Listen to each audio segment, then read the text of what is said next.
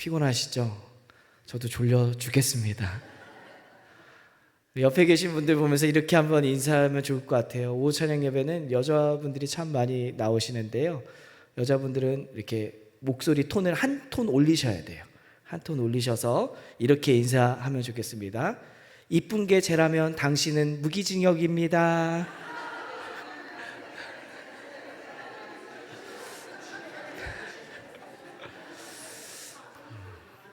좀 더 용기를 한번 내볼까요? 한 번 더 인사합니다. 그러면 당신은 사형입니다.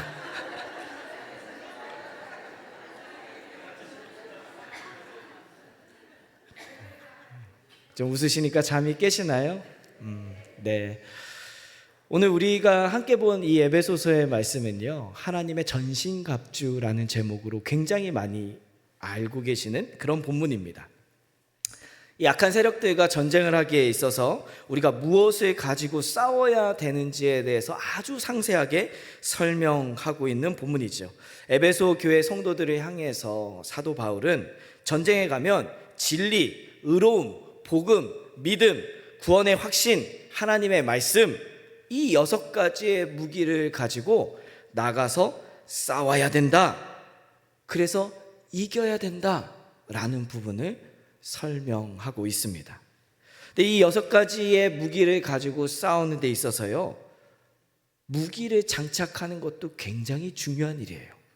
그리고 그것들을 내 삶 속에 갖고 오기 위해서 우리는 무고한 노력들을 해야 합니다. 근데 그보다 더 먼저 해야 할 중요한 일이 있죠. 그래서 오늘 본문의 말씀의 제목을, 오늘 설교의 제목을 무엇이 먼저인가? 라는 제목으로 함께 하나님의 말씀을 나누며 그 속에서 주시는 하나님의 음성을 듣고자 합니다.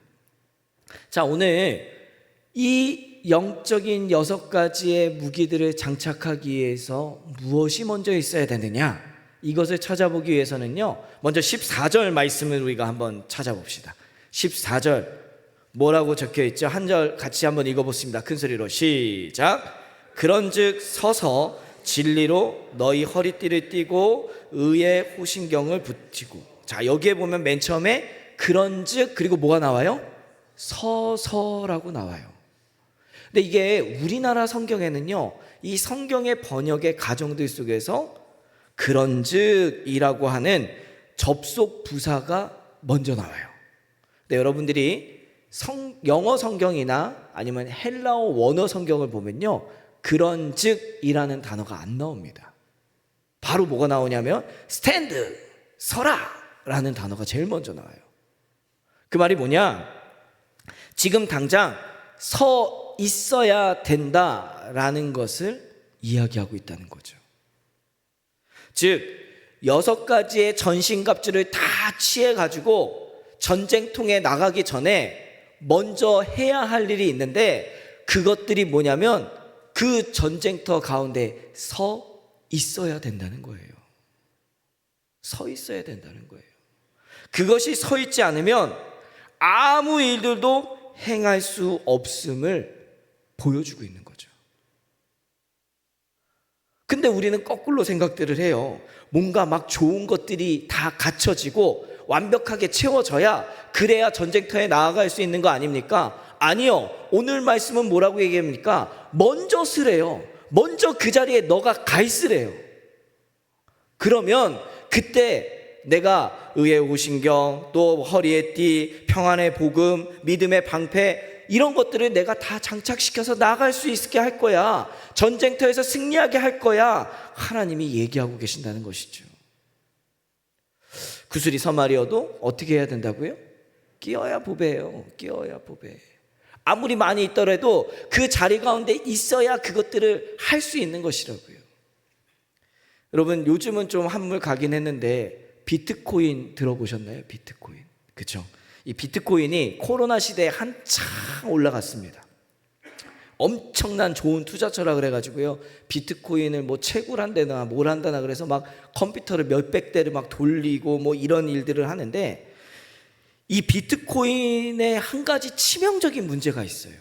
그게 뭐냐면 비밀번호를 까먹으면 다시는 찾아서 현금화를 할 수 없다고 합니다. 그러니까 비밀번호를 잊어버리면 큰일 나는 거예요. 그렇게 해서 이 비밀번호를 잊어버려서 현금화할 수 없는 건이 한 370만 건 정도 된대요. 그 돈으로 환산하면 153조 원. 엄청 크죠. 그러니까 그냥 눈 감은 돈이 되는 거예요. 찾을 수가 없어서. 저한테 알려주면 제가 잘 쓸 텐데. 실제로 몇 년 전에 신문기사에 난 건데요, 우리나라 사람은 아니고 41세에 젊고 엄청 재력이 많은, 그래서 막대한 돈을, 이 비트코인으로 막대한 이 자산을 갖고 있는 사람이 세상을 떠났다고 합니다. 이 부자가 얼마나 막대한 자산을 갖고 있었냐면 비트코인으로 10억 달러를 갖고 있었대요. 10억 달러. 별로 안 노시는데, 안 놀라시는데, 요즘 뭐 집값 10억 하면 별로 안 해. 우리나라 돈으로 1조 1,300억. 이쯤 돼야, 요즘은 조쯤 나와야 놀라시더라고.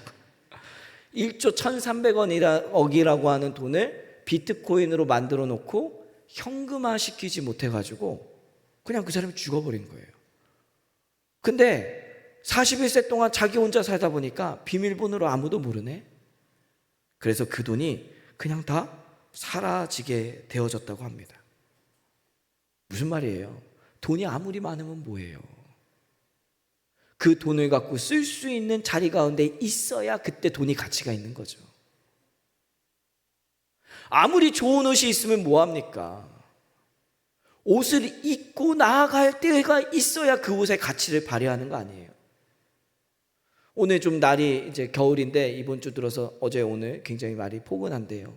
이제 날이 또 포근해지면 대부분 또 우리 권사님 집사님들 옷장을 열어보면 옷이 정말 많은데 그렇게 입을 옷이 없어요. 그쵸?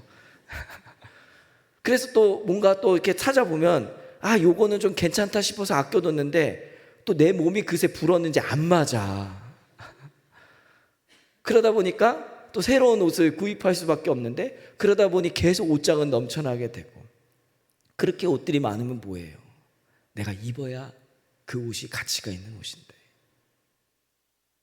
내가 그 옷을 착용하고 가야 그 옷이 활용도가 생기는 거 아니겠습니까?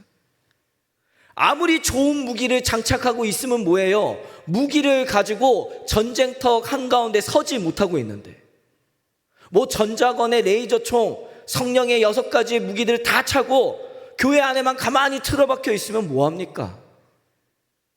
아무런 이름을 발휘할 수가 없게 되는데요. 서 있어야죠. 전쟁의 자리 가운데 서 있어야죠. 영적인 전쟁의 자리의 중심 가운데 내가 서 있어야죠. 그때 그 무기들을 장착한 게 힘을 발휘하며 나타내는 것이 아니겠습니까? 근데 그냥 가면 무서워요. 두렵다고요. 떨린다고요. 근데 우리가 믿음 생활하고 신앙 생활 하면, 하나님을 믿고 있다면 그 정도 두려움은 감당할 수 있어야 되는 게 아니겠습니까? 그 정도 두려움쯤은 내가 이겨낼 거라고 확신하고 있는 것이 아니겠습니까? 근데 그 두려움 앞에서 포기해버리고 도망쳐버리고 숨어버리죠. 하나님의 큰 무기를 우리에게 허락해 주시겠다고 약속하시는데, 심지어 그 무기를 내가 이미 장착하고도 있는데 우리는 나가지 않습니다.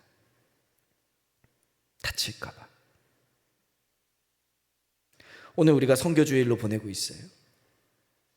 여러분, 선교라는 단어가 무슨 뜻일까요? 선교가 있고 전도가 있어요. 선교하고 전도하고 무슨 뜻일까? 본질적으로 두 개는 같은 단어입니다. 다만 이 선교와 전도를 조금 구분짓는 걸 어떻게 구분짓냐면, 선교는 문화가 다르고 언어가 다른 곳에서 복음을 전하는 걸 선교라고 하고요, 전도는 같은 문화권 안에서 행하는 것을 전도라고 얘기를 합니다. 두 개가 결국은 같은데 대상이 다른 거예요. 그러니까 외국인들을 대상으로 하면은 그건 뭐가 될까요? 선교. 그다음에 우리나라 사람들끼리 하면 그건 뭐가 될까요? 전도. 그러면 청소년부 아이들에게 하는 거는 전도일까요? 선도일까요? 선교.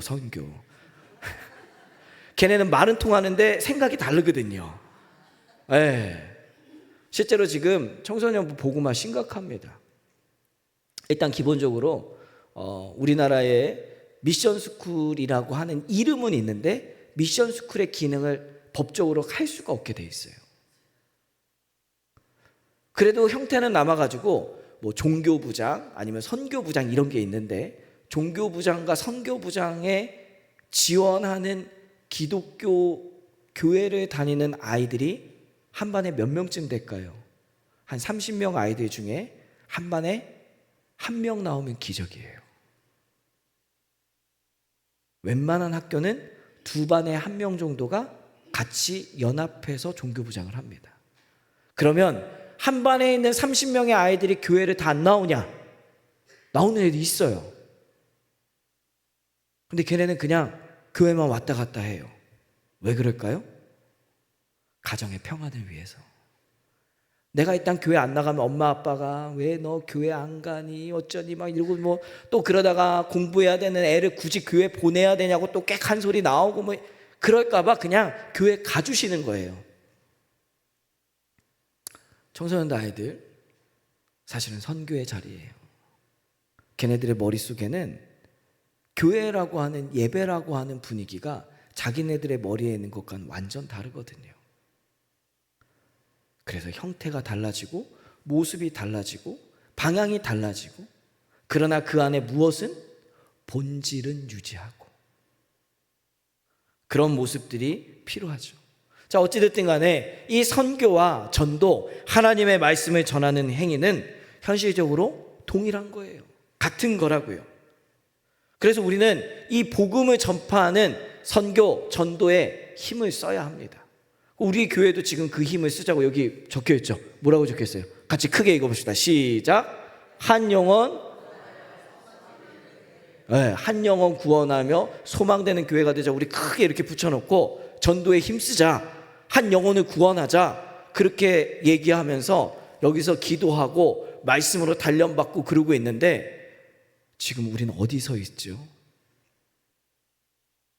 세상 밖으로 나가고 있습니까? 내 주변에 믿지 않는 사람들을 찾아보고 있습니까?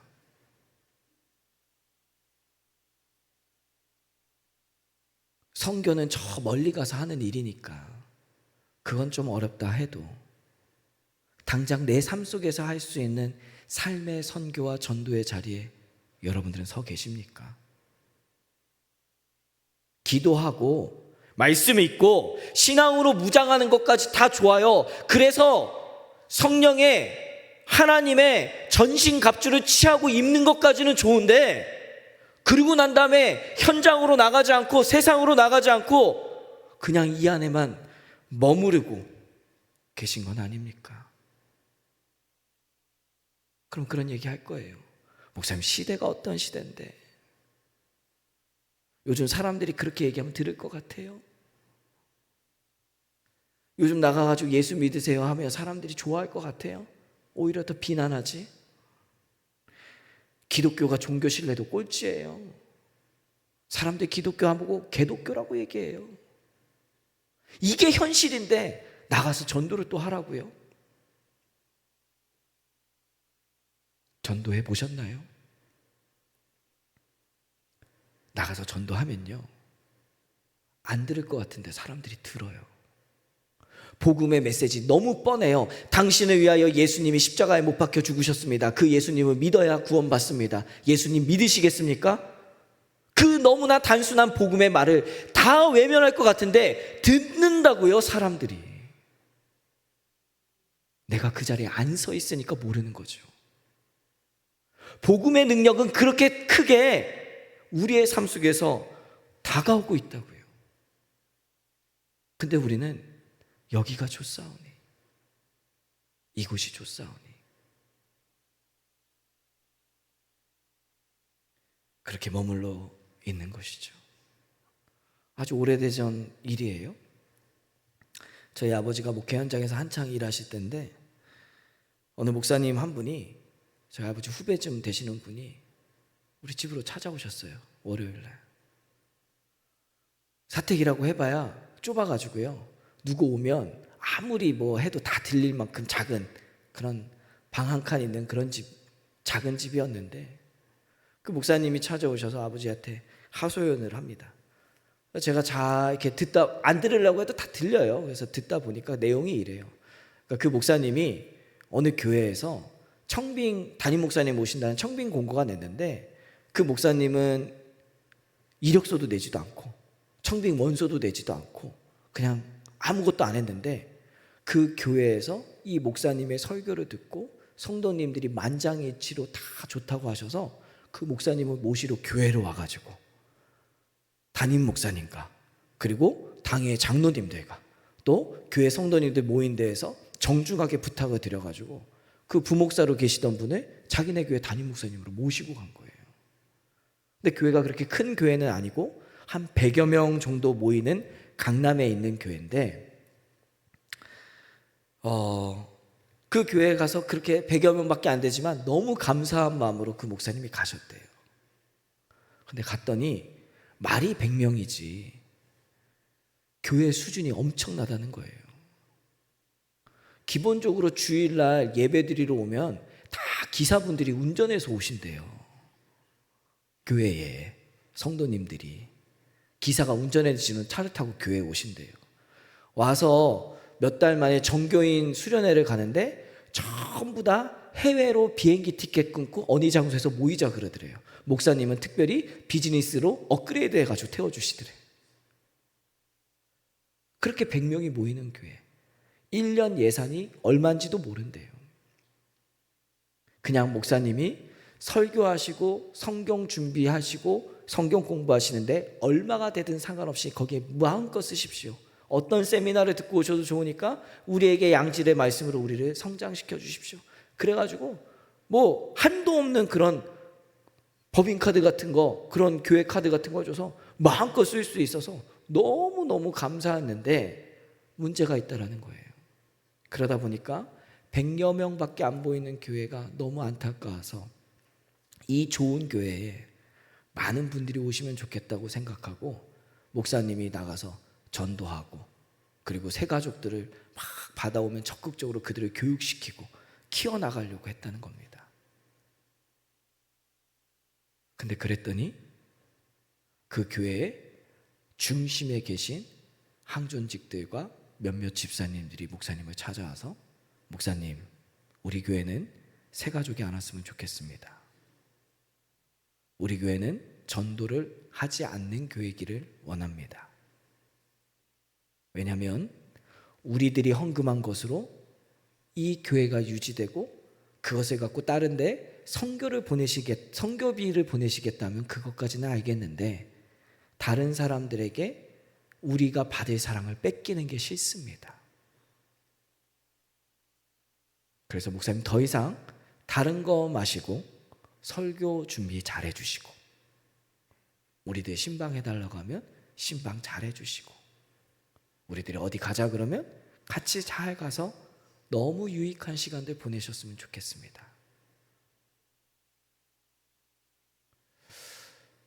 그때는 잘 몰랐어요.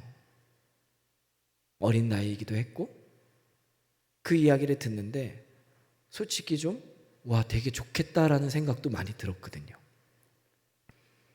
근데 오랜 시간이 지나고 목회자가 된 지금 그 모습, 그 이야기를 듣는 그 교회는 복음이 있을까? 예수가 있을까? 교회 맞아? 사교 집단이지. 자기들끼리 모여서 노는 사교 집단이고 그냥 자기들의 즐거움을 위하여 모여 있는 거지. 복음 전파, 예수 그리스도께서 이 땅을 떠나시면서 마지막으로 우리에게 주신 그 복음을 전하는 일을 안 했으면 좋겠다니. 교회 맞나?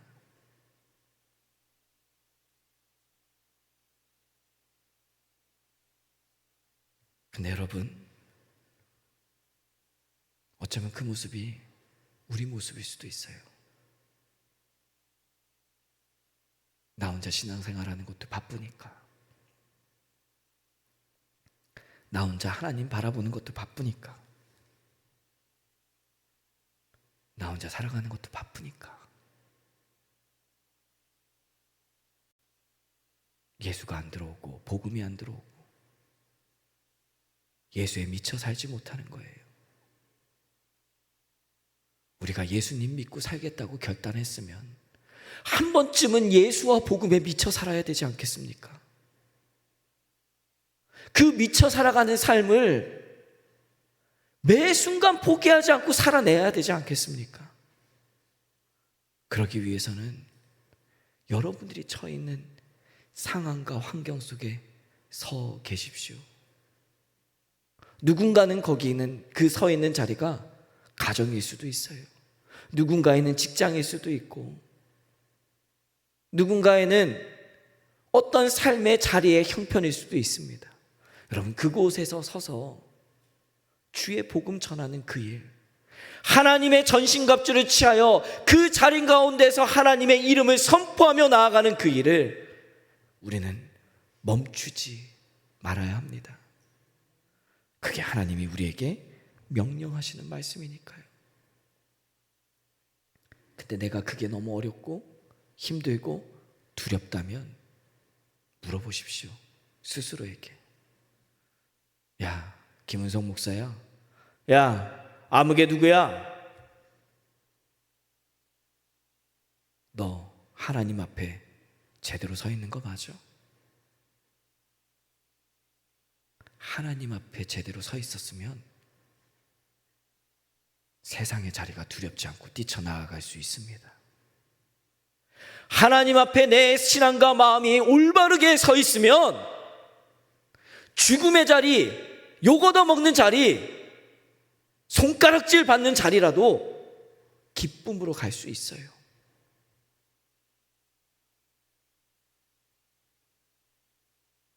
그리고 그 자리에 서 있을 수 있는 줄로 믿습니다. 복음의 여명이 밝기도 전인 1892년도 한 젊은 선교사 부부가 낯선 조선 땅을 찾아와 첫 발을 내딛습니다. 부부는 한동안 자녀가 생기지 않아서 참 기도 많이 하고 걱정도 많이 했어요. 그렇게 조선 땅에서 6년이라는 시간을 보내게 됩니다. 근데 6년 만에 하나님께서 첫 아들을 허락해 주신 거예요. 얼마나 감사했는지. 애지중지 임신 기간에 잘 보내고 힘든 난상 끝에 아들을 낳았습니다. 아들이 너무 예쁜 거예요. 어떻게 하지도 못하고. 그래서 아내는 아이 돌보는 일에 전념하고 남편은 또 주어진 일에 최선을 다하면서 살아갑니다. 근데 그러다 8개월이 지났을까? 태어난 아이는 이 한국 땅에, 조선 땅에 그 황토병에 대한 부분들로 인해서 그만 이 땅을 떠나버립니다. 그래서 그 아들 시신을 양아진에 묻어요. 이때 당시 양아진은 선교사들을 묻는 묘역이 아니었고 외국인들을 위한 묘역이었거든요. 그래서 그 미국에 있는 8개월짜리 아들을 양아진에 묻습니다. 그로부터 3년이 지났을까? 슬픔이 잊혀질 때쯤 됐는데 하나님의 은혜로 둘째가 또 임신이 됩니다. 선교사 부부는요, 이번에는 정말 하나님이 주신 선물을 잊지 말자고요, 10달 동안 뱃속에 잘 아이를 품으면서 다른 거 아무것도 안 하고 잘 견뎌내요. 그리고 둘째 아이를 1902년 3월 7일 날 출산하게 돼요. 근데 하나님 무슨 일이셨는지 3월 8일 태어난 지 하루가 지난 그 다음 날 그 둘째 아이도 데려가십니다. 그 아이의 시신도 양아진에 묻히고 두 아이를 잃었다는 생각에 선교사의 아내인 그분은 너무너무 슬퍼하며 우울증에 시달리다가 1년 뒤에 아내마저도 목숨을 잃고 세상을 떠납니다. 결국 자기가 사랑했던 아내, 품 안에 한번 제대로 안아보지도 못했던 둘째, 너무나 빨리 세상을 떠나버린 8개월짜리 아이, 그 슬픔을 이겨내면서 그 선교사는 이 땅에서 주의 복음을 계속 전하며 복음의 자리에 서 있었습니다. 그러는 그때에 그 모습을 지켜보던 한 조선 사람이 그 선교사님에게 이렇게 물어봐요. 당신이 전하는 예수가 누구기에? 당신이 전하는 예수가 누구기에? 어떻게 이렇게 당신을 힘들게 할 수 있습니까? 근데 그 질문에 이 선교사님이 평소 자기가 지어나왔던 한 시에 곡조를 붙여 이렇게 대답합니다. 예수님은 누구신가? 우는 자의 위로와 없는 자의 풍성이며 전한 자의 노임과 잡힌 자의 노임되고 우리 1절부터 같이 한번 찬양해 볼까요? 예수님은 누구신가? 예수님은 누구신가? 흐른 자의 위로 없는 자의 풍성이며 는 자의 풍성이며 전한 자의 높이 잡힌 자의 노임되고 우리 가슴에 손을 얹고 2절 고백합니다. 예수님은 누구신가? 주님은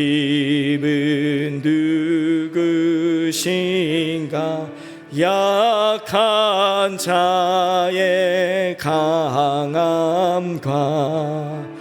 늘 먼 자의 빛이시며 병든 자의 고침과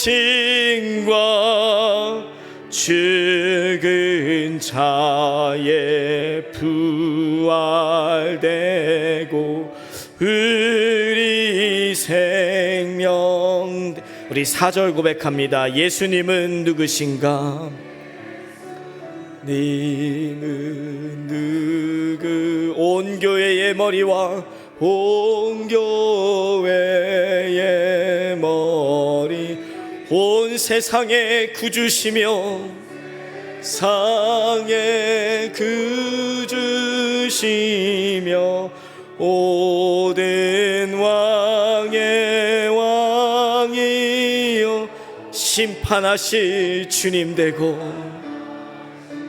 주님 되고 우리 영광 되시네. 네, 이 찬양은 민노아 프레드릭 밀러라고 하는 선교사의 고백에서부터 나온 찬양입니다. 그 고백이 이 찬양 가운데 담겨서 여기까지 온 거예요. 어디 앞에 서 있었어요? 세상 앞에, 전도 앞에, 죽음 앞에 두려워하지 않고 그 자리를 섰을 때 이 찬양의 고백처럼 하나님의 위로가 함께 하시는 줄로 믿습니다. 이 민노아 선교사는 이 일을 계기로요 저 청주 땅에 내려가서요, 지금도 청주 가면 굉장히 유명한 유적 사적지가 있어요. 거기에 가서 선교사들을 위한 휴식처를 짓고 학교를 짓고 많은 사람들의 복음의 길을 끌고 오는 길에 최선을 다했던 인물입니다. 사랑하는 성도 여러분, 지금 우리는 어디에 서 있습니까? 무엇이 먼저입니까? 여러분들의 삶의 유익이 먼저입니까? 아니면 하나님의 복음 앞에 서 있는 것이 먼저입니까? 혹시 여러분들이 지금 서 있는 자리가 복음의 자리가 십자가의 자리가 아니시라면 그 자리로 먼저 나아가십시오. 그 자리 가운데 서십시오. 그러면 하나님이 채워주십니다. 선교의 주일, 전도하는 주일이에요. 오늘 이 말씀 들었으면 한 주일 동안 여러분들이 살아가는 삶의 자리에서 예수를 전하십시오. 복음을 전하십시오. 살아가십시오. 그래서 그들이 주님을 바라보며 나아가는 귀한 은혜가 있기를 간절히 축원합니다.